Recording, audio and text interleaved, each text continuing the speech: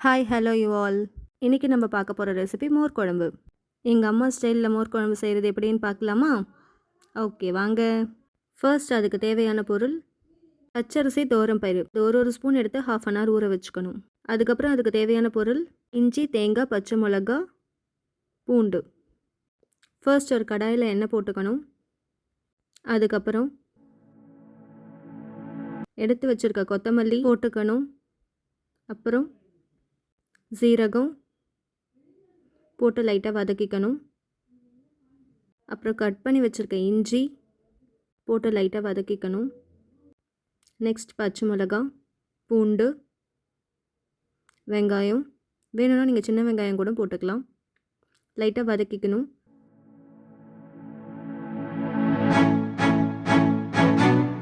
Next லைட்டாக பெருங்காயம். இந்த மோர் குழம்புல நம்ம யூஸ் பண்ண போகிற காய் சவ். அதை சின்ன சின்னதாக கட் பண்ணி குக்கரில் போட்டு 2 விசில் விட்டுக்கணும்.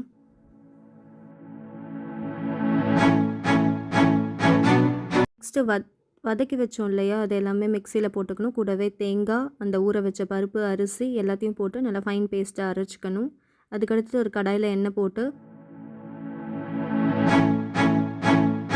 கடுகு, காஞ்ச மிளகாய் போட்டுக்கணும்.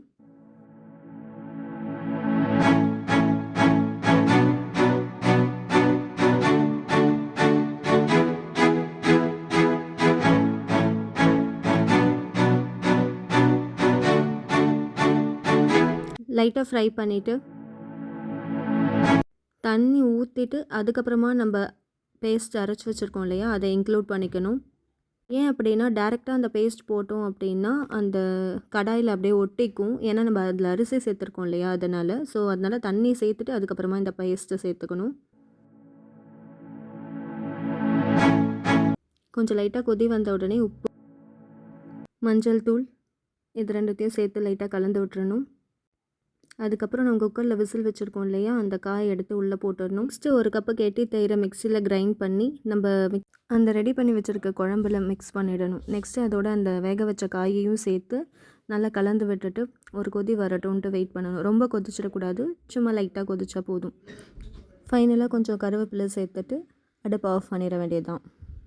சூப்பரான சுவையான மோர் குழம்பு அம்மா ஸ்டைலில் ரெடி ஆயிடுச்சு. நீங்களும் செய்து பார்த்துட்டு எப்படி இருந்துச்சுன்னு கமெண்ட்டில் சொல்லுங்கள்.